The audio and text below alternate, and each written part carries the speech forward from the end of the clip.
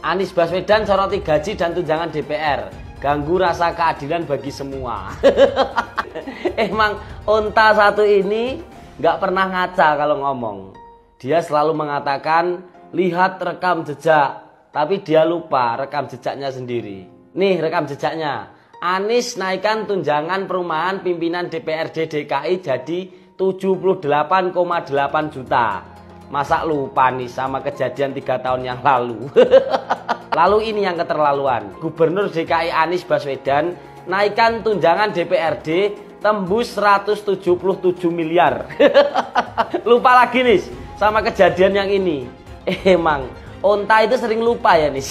Indonesia bener-bener lagi mau diadu domba. Ya jadi belakangan tuh gue baru dapat kabar nih, nggak tahu bener atau enggak ya, kalau Indonesia tuh lagi mau diadu domba antar ras, antar agama kayak gitu loh. Ya jadi ada beberapa info kalau ada beberapa titik-titik di jalanan dan di tol, kalau ada orang-orang disebar untuk ngeprovokasi dengan neriak-neriakin orang Cina kayak Cina. Sampai-sampai ada salah satu orang tua kenalannya gue itu diteriakin Cina sama orang itu, tujuannya apa coba? Dan ini bener-bener udah ngerambat ke area-area di luar dari Jakarta kayak BSD, Tangerang, Bintaro, Gading Serpong dan lain-lain lah ya. Dan parahnya lagi katanya pelakunya tuh bukan warga biasa tapi oknum yang nyamar jadi warga. Nah udah tahu tuh tujuannya apa kan? Ini jujur gue nggak tahu ya fungsinya tuh buat pengalihan isu atau apa, tapi yang jelas ini Indonesia lagi sakit banget. Ingat ya, Cina lah, Jawa lah, Batak lah, apapun itu ras semuanya itu satu Indonesia. Jadi jangan sampai kita tuh keprovokasi sama orang-orang jahat di luar sana. Jangan sampai kejadian 98 jadinya keulang lagi. Ya udah, stay safe semuanya. Ya, jencak ya, jencak. Perbedaan Ahok dan para pejabat zaman sekarang yang ada di dalam gedung DPR ialah pada saat Pak Ahok di masanya, di masa dia memimpin sebagai gubernur Jakarta, membuat kebijakan dan kebijakannya itu ditolak, maka Pak Ahok akan membuka ruang untuk menerima rakyat atau pihak yang menolak kebijakannya, dan mereka akan duduk musyawarah untuk mufakat atau menampung aspirasi masyarakat sehingga bisa sama-sama menemukan jalan keluarnya. Nah, tapi para wakil rakyat yang ada di dalam gedung DPR sana saat ini, ketika mereka membuat kebijakan yang sangat mencekik rakyat, pajak dinaikin, dan saat rakyat mendemo kebijakan mereka tersebut, yang mereka lakukan adalah mereka lari. Tepuk dada. Luar biasa kalian kinerja DPR. Kalian membuat kebijakan yang sangat menyulitkan rakyat, tapi setelah itu kalian nggak mau bertanggung jawab ketika rakyat menuntut keadilan atas kebijakan yang kalian buat. Top kalian. So, lebih hebat mana? Pak Ahok pada masanya memimpin, dia berani menghadapi atau menerima aspirasi rakyat, bernyali untuk itu, atau anggota DPR yang sekarang ketika mereka membuat keputusan dan rakyat menuntut, mendemo mereka lari. Lebih hebat mana? Kayaknya lebih hebat anggota DPR sekarang sih yang joget-joget di dalam gedung DPR sana. Kalian terbaik, joget kalian top abis, top banget. Penjarahan di toko-toko Cina sudah terjadi. Kalian kenapa gampang banget terprovokasi? Jangan gampang terprovokasi teman-teman. Mereka nggak tahu apa-apa. Astaga, ini menimbulkan masalah baru lagi. Ada yang memanfaatkan, ada yang mengambil kesempatan di dalam kesempitan. Dia pengen ngambil barang-barang di sana dengan alasan ikut demo. Mereka ingin menjara memang karena mereka kurang duit. Mereka ada hutang mungkin. Tapi mereka ngejarah dengan alasan kita ambil dari orang-orang Cina aja, biar masyarakat miskin tidak merasakan sesara, tapi mereka yang merasakan sesara. Ini bukan masalah pribumi ataupun Cina Indonesia. Ini tuh NKRI, kita tuh Indonesia, kita bersatu cok. Jangan mau diprovokasi. Temanku yang bukan Cina tapi ngaku-ngaku Cina sekarang ngaku dia Indonesia banget. Mulai sekarang jangan panggil aku Koko ya, sebenarnya mamaku dari Beleleng, bapakku Karangasem. Jadi stop. Temanku yang ngaku-ngaku Cindo udah mau jadi pribumi, itu tandanya Indonesia sedang tidak baik-baik saja. Jangan menjarah toko-toko Cindo lagi guys, tolonglah. Kita bersatu, ya salah DPR bukan rakyat. Tolong jangan mau diprovokasi. Teman-teman, kita hari ini tuh lagi diadu domba. Jangan sampai mau kita diadu domba teman-teman. Jangan sampai kita dipecah belah lagi. Jangan sampai kejadian tahun 98 tulang lagi. Teman-teman, kita satu perjuangan. Gua juga satu perjuangan sama kalian teman-teman. Ya, walaupun mata gua sipit, walaupun kulit gua agak putih, gua orang Indonesia teman-teman, dan gua selalu menyuarakan gua di pihak kalian teman-teman. Kita etnis Tionghoa ada di pihak kalian. Jangan mau kita diadu domba lagi teman-teman. Dan buzzer-buzzer pun sekarang sudah mulai menyuarakan hal itu, mulai membakar lagi kepada etnis Tionghoa. Kenapa? Karena itu yang paling gampang untuk dibenci. Jangan sampai kemarahan kita ini beralih teman-teman. Ya, jangan sampai hal yang buruk kembali lagi, sejarah yang tidak ingin kita ulang kembali lagi, teman-teman. Tolong share video ini, sebarkan awareness, teman-teman, bahwa kita itu satu tanah air, satu bangsa, kita satu Indonesia, teman-teman. Terima kasih banyak. Ada yang mengail di air keruh. Ini demonstrasi, saya ingin anak-anak kita, bro, memahami ini. Kalau toh berhasil merubah sesuatu, ini akan memakan anak-anaknya sendiri. Karena kalau revolusi itu pasti korbannya anak-anaknya sendiri. Dan yang akan nunggangin itu orang yang tidak ikut apa-apa. Ini namanya mengail di air keruh. Sekarang gini, waktu almarhum korban sudah meninggal, kalau yang datang polisi sama Brimob, oke lah. Tapi ada orang yang datang, dia apa hubungannya ya? Politisi. Nah, jadi itu saya lihat udah mulai ada yang mau memancing di air keruh. Itu yang paling lihat. Itu kan kita lihat di TV lu, saya lihatnya apa hubungannya ya orang ini? Kok datang? Lah, padahal yang mestinya datang minta maaf kan udah kayak polisi, presiden minta maaf, itu memang harus tuntutan penuh itu secara moral ya. Tapi kalau datang orang kecil lu apa hubungannya lu?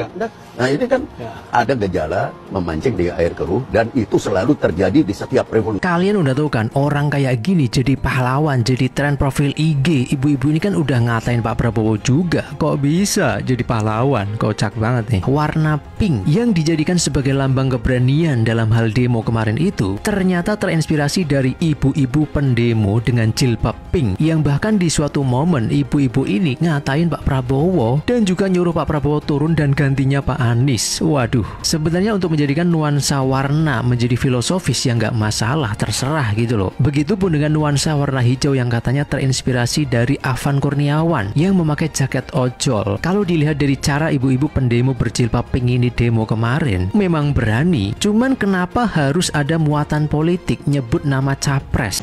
Ada yang main itu. Ya, itu dari sana, dari luar. Orang yang dari luar hanya menggerakkan kaki tangan yang ada di dalam. Isinya George Soros, David Rockefeller, Bloomberg. Dugaannya sementara tujuannya? Ya jelas tujuannya kan sama aja, dari dulu juga maunya menjajah, tapi kan caranya lain. Siapa Indro Priyono yang keluar mengatakan ada dalang, sudah ada saya kantongi namanya, kamu dalangnya, kami harus ditangkap Indro Priyono. Kamu berhenti untuk menipu publik dengan manuver-manuver politik, dengan seolah-olah kamu satu jenderal senior, mantan intelijen yang hebat. Kamu nggak dihitung. Yang dicari ijazah Jokowi, yang ketemu ijazah Sahroni. Asli tapi itu malah asli, jujur malah dia, walaupun nilainya total 68 untuk 12 mata pelajaran, tapi asli. Ya itu, jangan disinggung barang yang lain yang ditemukan di rumah Sahroni. Ntar malah gak jadi diskusi. Yang ketemu yang bisa bergetar itu. Yang bisa bergetar itu apa, Mbak Baby? Buat Ahmad Sahroni, kamu terima. Itu adalah hasil dari kemarahan masyarakat yang lu bilang katanya tolol. Kita lihat juga di situ ada hasil jarahan aneh-aneh ya. Ada Iron Man, ada juga hasil jarah jam tangan Richard Mille, itu kolaborasi dengan McLaren, sekitar harganya sekitar 15 miliar. Itu nggak tahu asli apa palsu, tapi kalau lihat Ahmad Sahroni sungkem dulu itu mungkin asli. Dan nggak cuma sampai situ, ini bener ijazahnya Ahmad Sahroni. Itu ngapain orang jarah, tapi kita lihat hampir nilai semuanya rata-rata 6. Kelihatan banget sekarang siapa yang tolol, Anda apa rakyat. Ditambah memalukan sekali, dia kabur ke Singapura. Itu rumahnya sampai ada yang berenang di situ. Tapi ya sudah. Aku yakin Ahmad Sahroni malam ini di Singapura nggak bisa tidur. Mantau rumahnya lewat TikTok. Sahroni, lagi di balkon hotel di Singapura kau, lagi mandang-mandangin langit, melamun. Gimana nasib rumah awak ini? Atau lagi TikTokan kau gini? Aduh jamku. Aduh itu betapku, itu tempat aku mandi tuh. Aduh mau ijazahku nilainya bocor, banyak 6-nya lagi. Aku senang kali melihatnya. Aku puas sekali pokoknya. Coba dulu absen siapa hari ini yang mengunjungi rumah Bang Ahmad Sahroni dan dapat apa aja. Coba tulis di kolom komen absen dulu kalian. Tapi aku mau tanya dulu sama Bang Sahroni, selama ini jadi anggota Dewan Wakil Rakyat Dapil Tanjung Priuk, Selama ini kau berbuat nggak buat tetangga-tetanggamu, buat rakyat Priok itu? Kok kayaknya tidak ada yang mencegah orang-orang supaya masuk rumahmu, malah ikut-ikutan masuk. Tapi saranku Bang Saroni, malam ini coba meremkan aja dulu matamu, tidurkan aja. Ya jangan nanti kau tiba-tiba ambil kalkulator, kau lihat-lihat, aduh berapa kerugian hari ini ya. Tesla, mobil Tesla, Lexusku, Porsche-ku, ya kan. Terus tas-tas mewah istriku, aduh. Tambah lagi kutang-kutang. Ya, pokoknya sekarang coba tidurkan aja dulu ya, besok pas bangun baru kau pikirkan lagi tuh semua berapa harganya. Saya warga Tanjung Priok. Sudah lebih dari 10 tahun Ahmad Saroni menjadi DPR. Tapi apa bukti nyata Ahmad Saroni untuk Priok? Tidak ada. Yang lebih menyedihkan, di masa genting ini justru terdengar kabar Anda berada di Singapura. Padahal seharusnya Anda di tengah warga yang Anda wakili. Solidaritas dengan konstituen Anda sendiri. Para ketua RT dan RW yang saya temui menyampaikan bahwa tidak pernah ada bantuan berarti. Bahkan hal sederhana seperti CCTV lingkungan pun tidak pernah terrealisasi. Padahal itu kebutuhan dasar keamanan warga Tanjung Priok. Saya juga meneliti data Ahmad Saroni Center. Nyatanya tidak ada kontribusi yang benar-benar menyentuh Tanjung Priok. Ironis ya, Anda disebut Crazy Rich Tanjung Priok. Tapi kenyataannya warga Priok merasakan Anda pelit, sombong, dan juga jauh dari rakyat. Yang selalu saya ingat setiap menjelang pilkada 2014, 2019, 2024, Anda justru membuat panggung dangdutan berhari-hari, menutup jalan, membuat macet, dan mengundang ibu-ibu pengajian saja. Itu bukan pelayanan, itu pencitraan. Bahkan Anda terkesan rasis, seolah hanya mewakili satu kelompok. Padahal Anda itu adalah wakil rakyat semua agama dan kalangan di Tanjung Priok. Supaya Anda tahu, keluarga saya sudah sejak 1969 tinggal di Tanjung Priok. Opung saya, kakek saya adalah pimpinan gereja HKBP Swasembada dengan lebih dari 5.000 jemaat. Sekaligus beliau juga guru di SMPN 30 selama belasan tahun. Ibu saya membuka kantor pengacara di Jalan Raya Priok. Jalan yang sering Anda lewati dengan mobil mewah Anda. Saya sendiri bukan rakyat biasa yang Anda bilang tolol. Saya Ruth Kirana, Gen Z dengan 3 gelar akademik, sarjana hukum, sarjana sastra Inggris, dan juga master kebijakan publik dari Tsinghua University Beijing, universitas yang terbaik di Asia. Saya meraih itu semua dengan beasiswa penuh dari Kementerian Kominfo. Jadi, sekarang saya tantang Ahmad Saroni sebagai wakil DPR yang mewakili Tanjung Priok. Ayo kita debat terbuka. Di mana? Silakan.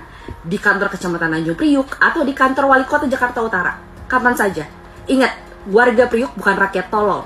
Justru yang terbukti tolol adalah wakil rakyat yang tidak bekerja untuk kami. Jangan cuma Nafa Urbah, jangan cuma Asya Ungu, Eko Patrio, Uya Kuya minta maaf. Ini ibu-ibu, yang bapak-bapak yang joget-joget ini siapa? Ini juga yang salah satu yang paling pertama muncul.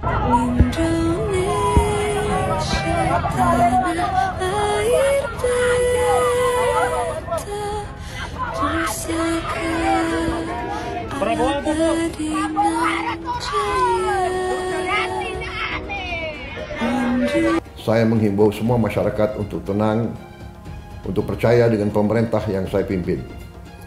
Pemerintah yang saya pimpin akan berbuat yang terbaik untuk rakyat kita. Semua keluhan-keluhan masyarakat akan kami catat dan akan kami tindak lanjuti.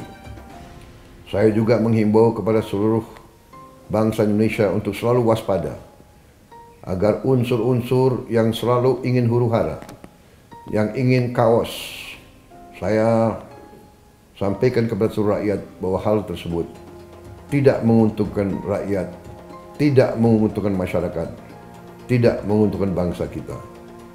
Bangsa kita sedang berbenah diri, bangsa kita sedang mengumpulkan semua tenaga, semua kekuatan, semua kekayaan untuk kita bangkit, membangun negara yang kuat, negara yang sejahtera, negara yang berhasil mengatasi kemiskinan dan kelaparan. Kita akan menjadi bangsa yang maju. Kita akan jadi bangsa yang mandiri, yang berdiri di atas kaki kita sendiri. Kita akan menjadi negara industri yang tidak kalah dengan negara-negara lain. Untuk itu, kita harus waspada, kita harus tenang, dan kita tidak boleh mengizinkan kelompok-kelompok yang ingin membuat huru-hara dan kerusuhan. Ketua umum saya memerintahkan saya untuk menyampaikan secara langsung. Kita semua di sini 8 partai, jangan sampai lembaga partai politik yang ada di bumi ini kita nggak dihargai, Pak. Tolonglah, Pak, dihargain satu sama lain, Pak. Kalaupun mau tangkap, misalnya Bapak berkomunikasi dengan pimpinan partai, kita anterin itu orang, Pak, ke Bapak. Jadi lebih enak. Hubungan kelembagaannya ada, kalaupun dia terpidana, dalam konversi pers terakhir aja saya katakan, Pak, kalau di mana yang bersangkutan dalam proses penyelidikan tindak pidana, silakan kerjakan. Jadi kita nggak melindungi, Pak. Pasti kita akan dukung penegakan hukum yang Bapak lakukan. Jadi terminologi OTT ini sebenarnya kami tidak pernah menyampaikan pimpinan. Ini adalah terminologi yang mungkin menjadi sebuah kebiasaan gitu, budaya, atau ya masyarakat menganggap ini adalah sebuah istilah gitu, OTT, operasi tertangkap tangan. Oleh karena itu maka penanganan, cara-cara penindakannya pun kami juga lakukan secara extraordinary crime, tapi dengan batasan berdasarkan aturan, norma, undang-undang yang menjadi payung hukum yang bisa dilakukan oleh Komisi Pemberantasan Korupsi. Aku baru ngeliat ada video dari Ahmad Syaroni, lagi nih manusia satu ini nih ya, dari Nasdem, bilang harusnya kalau mau penangkapan laporan dulu lah sama ketua partai. Otaknya di mana nih orang gitu ya, udah jelas laporan ke ketua partai biar apaan? Biar dihilangin barang buktinya, biar apa? Biar disupport, biar saling disembunyiin kalian sesama pegawai partai. Nih ya, kita bayar orang ini 104 juta per bulan buat memperjuangkan teman-teman separtainya, bukan buat memperjuangkan kesejahteraan masyarakat, memberantas korupsi di Indonesia. Siapapun karyawan DPR yang berani-berani pengen terus melanggengkan korupsi di Indonesia, siap-siap aja kita pecat kalian. Ingat nih ya, Ahmad Syaroni dari Nasdem, jangan pernah pilih orang ini, jangan pernah pilih partai ini lagi. Bubarin DPR ini kadang-kadang nih ya, masyarakat boleh kritik, boleh komplain, boleh caci maki, nggak apa-apa kita terima. Tapi ada adat istiadat yang mesti disampaikan. Jangan dikit-dikit DPR ngomongin masalah ini dihujat. Maka jangan menyampaikan hal-hal seenaknya, bubarin DPR. Jangan. Mental manusia yang begitu adalah mental orang tertolol sedunia. Catat nih, orang yang cuman mental bilang bubarin DPR, itulah orang tolol sedunia. Aku bener-bener murka banget ya lihat kearoganan dari karyawan kita di DPR, Ahmad Syaroni dari Partai Nasdem. Kenapa kita minta untuk bubarkan DPR? Satu, mereka udah gagal dalam menjalankan mandat dari masyarakat yang diberikan kepada mereka. Tapi kalau bicara dengan tunjangan, ngatain tolol pun berani mereka kepada masyarakatnya. Luar biasa ini ya, karyawan rakyat kita yang nggak tahu diri. Ahmad Syaroni, denger ya, aku adalah juara debat se-Asia Pasifik di Nanyang Technology University tahun 2014, waktu dulu aku jadi mahasiswa. Aku adalah mahasiswa 1 berprestasi GEM tahun 2014. Aku mewakili Indonesia dan masuk sampai quarter final di lomba debat dunia di Berlin tahun 2012. Jadi, saat kamu ngatain kita tolol, aku kasih kamu bukti ya. Kita lihat siapa yang sebenarnya bener-bener tolol di sini. Sekarang aku mau bahas nih ya, kata-kata kamu di konferensi pers itu. Kita harus menjunjung adat istiadat. Adat istiadat apa yang kamu junjung? Kita sebagai masyarakat Indonesia, adat istiadat kita adalah solidaritas, kesejahteraan, persatuan. Adat istiadat apa yang kamu bela? Maling uang rakyat, korupsi, janji-janji palsu. Itu tidak mewakili masyarakat Indonesia lagi, itu mewakili kamu, partaimu, dan kepentinganmu. Apa sih capaian pekerjaan kamu sampai saat ini gitu ya? Aku lihat kamu di Instagram seneng banget tuh untuk pamer-pamer kekayaan ya kan. Wah, crazy rich Indonesia man, sultan gitu, motornya, mobilnya, wow, wadidaw, kaya banget lu bro. Kalau beneran kaya dan udah kaya, kenapa masih maruk mau mempertahankan tunjangan dari pajak hasil kerja rakyat Indonesia yang bekerja dengan sangat keras, sangat jujur, desak-desakan di transportasi, susah cari pekerjaan yang pengen kamu pajakin kemana-mana itu. Ngapain mau ngambil duit kita kalau memang kamu sudah crazy rich? Nah sekarang kita bahas nih kesombongan kamu, ya kan? Katanya orang tolol sedunia. Tahu diri ya, kalau berani ngatain bos kamu, setidaknya jangan dimakan duitnya. Udah setiap hari dimakan duitnya, di-enjoy tanggungannya, bisa gila hormat petantang-petenteng, ngatain tolol. Sekarang aku mau kamu mikir, 2 hal. Yang pertama, kita adu debat deh. Kita nggak usah saling ngatain tolol, kita adu debat aja gimana. Ini topiknya tentang tunjangan ya. Apakah tunjangan DPR itu berkontribusi terhadap kesejahteraan masyarakat atau enggak? Kalau kamu kalah, gagalkan tunjangan DPR. Kalau aku yang kalah, dengan legowo aku akan support kamu untuk dapat tunjangan itu. Gimana? Berani nggak? Ditonton tuh sama seluruh masyarakat kamu. Kedua, coba kalau bisa sekali-sekali baca sejarah, terutama tentang revolusi Prancis di abad ke-18. Nggak usah jauh-jauh ke Prancis deh, tahun 98 aja. Kamu udah ada kan tahun itu kan? Lihat tuh, diktator 32 tahun jatuh di tangan masyarakat. Karena apa? Gagal mensejahterakan petantang-petenteng lagi dia dan sekeluarga. Ahmad Syaroni, jawab ya tantangan debat dari aku. Kapan? Kasih tahu. Kita jalankan, kita laksanakan. Banyak juri-juri debat yang profesional. Jangan ambil dari teman-teman kamu lagi. Nggak punya empati mereka semua soalnya. Sorry Anies terbaik. Indonesia butuh Anies. Setujukah Anies presiden? Anies. Catat tuh, orang yang cuman mental bilang bubarin DPR, itulah orang tolol sedunia. Segelintir orang ada, saya kira mereka entah sadar atau tidak sadar, mereka ya itu sudah jadi antek-antek asing. Nggak apa-apa saya bicara di depan wartawan. Saya katakan mereka sadar atau mereka antek asing. Mereka tidak suka Indonesia bangkit.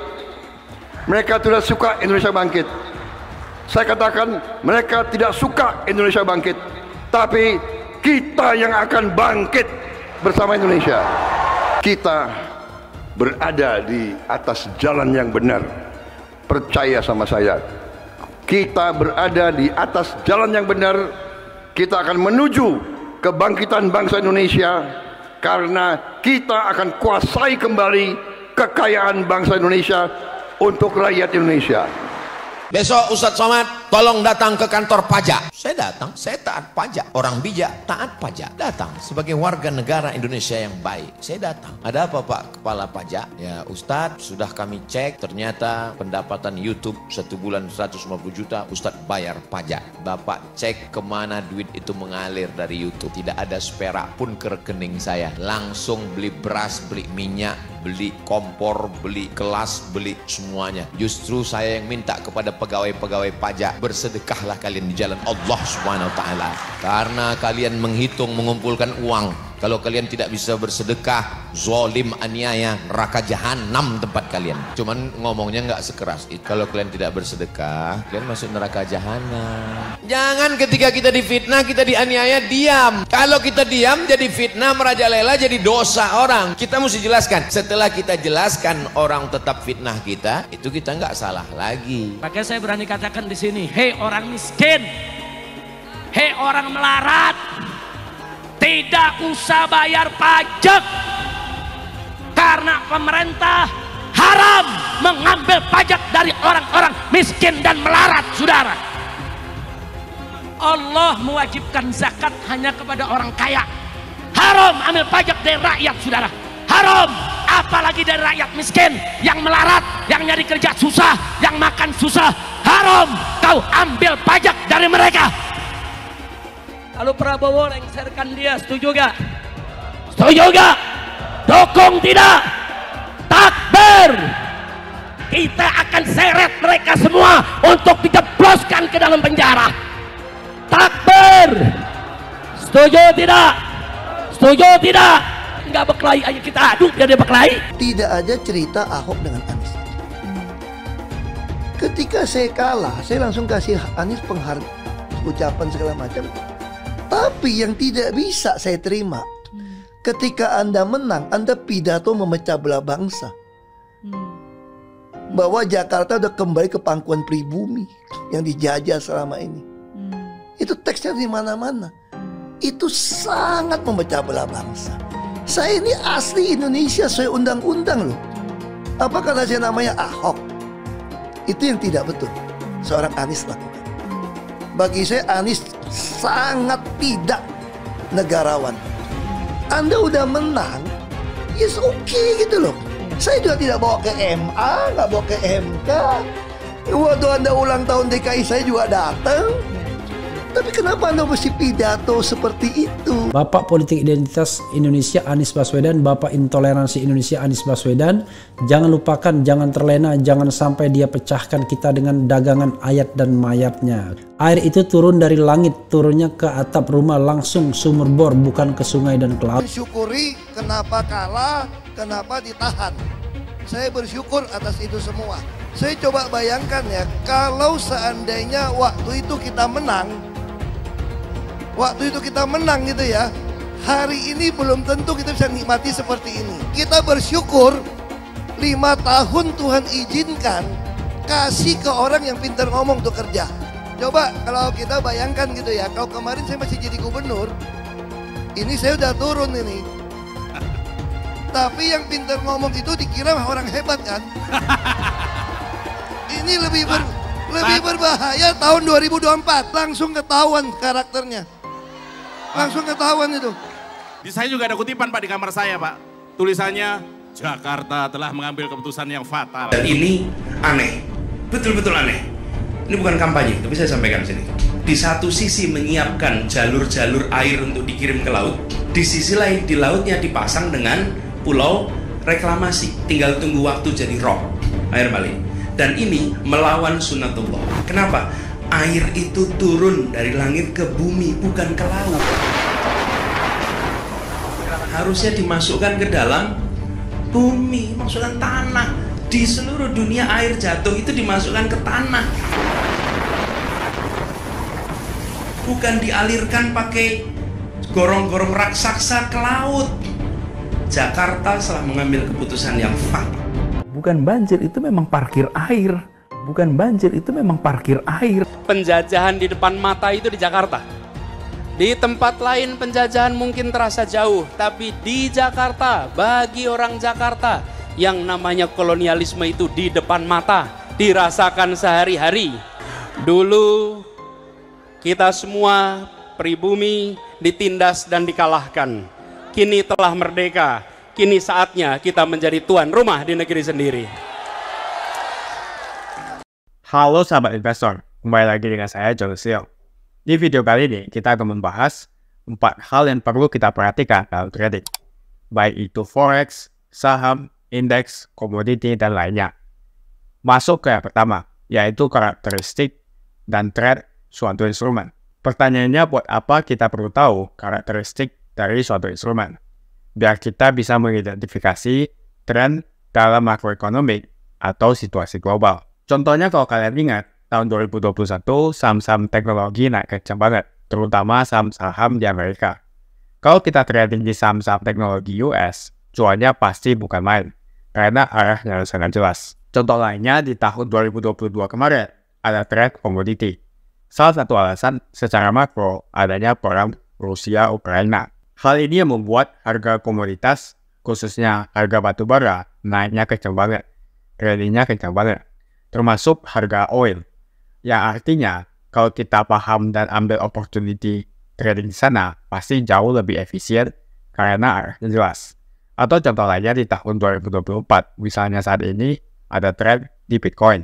Jadi di poin pertama ini, dengan memahami karakteristik aset kelasnya dan cycle-nya masing-masing, kita bisa mendapatkan banyak opportunity dan terhindar dari namanya lawan arah trend. Dengan mengetahui trend apa yang terjadi di tahun ini, kita bisa memanfaatkan sesuai dengan trading plan kita. Kita lanjut lagi soal lawan arah atau lawan trend. Bayangin di tahun 2021, saham teknologi lagi naik, tapi kita lawan arah atau sering kita buka posisi shorting. Shorting artinya posisi trading di mana kita mendapatkan keuntungan dari penurunan harga. Trading seperti ini pasti jauh lebih susah karena market sedang uptrend. Jadi mengetahui tren sangat penting untuk membantu kita dalam melakukan trading. Setelah kita mengetahui tren apa di tahun ini, maka kita pilih instrumen atau aset yang kita ingin tradingkan sesuai dengan trennya.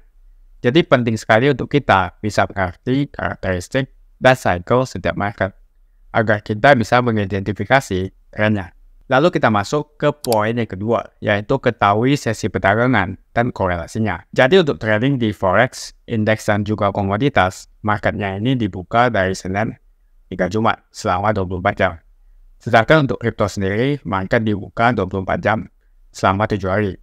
Jadi tidak ada hari libur. Dalam market ini dibagi menjadi 3 sesi utama, yaitu sesi Asia, Eropa, dan juga Amerika. Yang pertama adalah sesi Asia. Jadi sesi Asia ini terbagi jadi 2, yaitu Sydney dan juga Tokyo. Kalau Sydney, ini dimulai dari jam 3 pagi hingga jam 12 siang. Kalau Tokyo, dari jam 7 pagi hingga jam 4 sore. Lalu yang kedua yaitu sesi London atau Eropa. Dimulai dari jam 15 atau jam 3 sore hingga jam 11 malam. Yang terakhir adalah sesi Amerika atau sesi New York, yaitu dimulai jam 8 malam, yaitu saat market US dibuka sampai jam 5 pagi. Terus bedanya apa? Setiap sesi ini memiliki korelasi masing-masing untuk setiap instrumen. Misalnya di sesi Amerika dan New York, karena kalau kita bicara soal indeks saham Amerika, ini ada korelasinya dengan sentimen market kripto dan cenderung volatilitasnya tinggi. Harga dolar atau USD juga mempengaruhi terhadap komoditas seperti emas, silver, bahkan sampai cryptocurrency. Oleh karena itu, kita bisa menganalisa indeks saham Amerika, baik dari sisi teknikal, makro, news, dan juga sentimen yang terjadi terhadap dolar. Dengan kita mengetahui arah pergerakan dolar kemana, tentu akan memperkuat analisa kita terhadap aset lainnya yang ingin kita tradingkan. Poin yang ketiga yaitu ketahui strategi dan sizing ketika kita trading. Jadi untuk gaya trading masing-masing orang itu kan beda tentunya. Ada yang suka swing trading atau positioning trading untuk hold jangka panjang. Ada juga yang suka day trading atau juga scalping untuk periode yang singkat. Size untuk setiap gaya trading yang kita gunakan harus kita sesuaikan. Di sini untuk sizing kita bisa terapkan 2% rules atau maksimal kerugian 2% dari modal per transaksi. Kita bisa gunakan juga strategi risk per trade 1:2. Artinya kita mendapatkan $200 ketika kita meresikokan $100. Teman-teman bisa melihat pembahasan detail tentang risk per trade di video lain tentang manajemen resiko dalam trading. Poin keempat ini adalah mengenai news atau berita yang beredar. News bisa berdampak terhadap market. Berita bisa membuat market bergerak secara liar dan volatil. Bisa saja ada sentimen bagus untuk market, tapi pas beritanya keluar, malah marketnya turun terlebih dahulu. Sesaat kemudian, baru harganya terbang naik. Ini sangat mungkin dan sudah sering terjadi. Oleh karena itu, usahakan kita hindari trading saat news atau saat berita dirilis, karena akan sangat volatil. Dan kita tidak bisa prediksi harga dalam jangka pendek, naik atau turun. Karena kalau kalian tidak terbiasa atau tidak mengerti dengan apa yang diberitakan, alhasil jadi tebak-tebakan. Dan ini yang dinamakan dengan spekulitas. Memang saat adanya news atau pemberitaan, marketnya bergerak kencang, ke atas atau ke bawah, dan menciptakan potensi cuan yang besar juga. Tapi ingat resikonya juga besar juga. Jadi intinya, hindari trading saat news atau adanya pemberitaan. Apalagi kalau kalian belum disiplin tentang pengaturan money management. Jika ada pertanyaan, teman-teman bisa hubungi WhatsApp yang ada di kolom deskripsi untuk bantuan daftar trading dan bimbingan trading. Terima kasih banyak sudah nonton video ini sampai habis. Seperti biasa, kalau kamu suka dengan video ini, ayo like dan subscribe. Dan saya akan jumpa teman-teman di video berikutnya.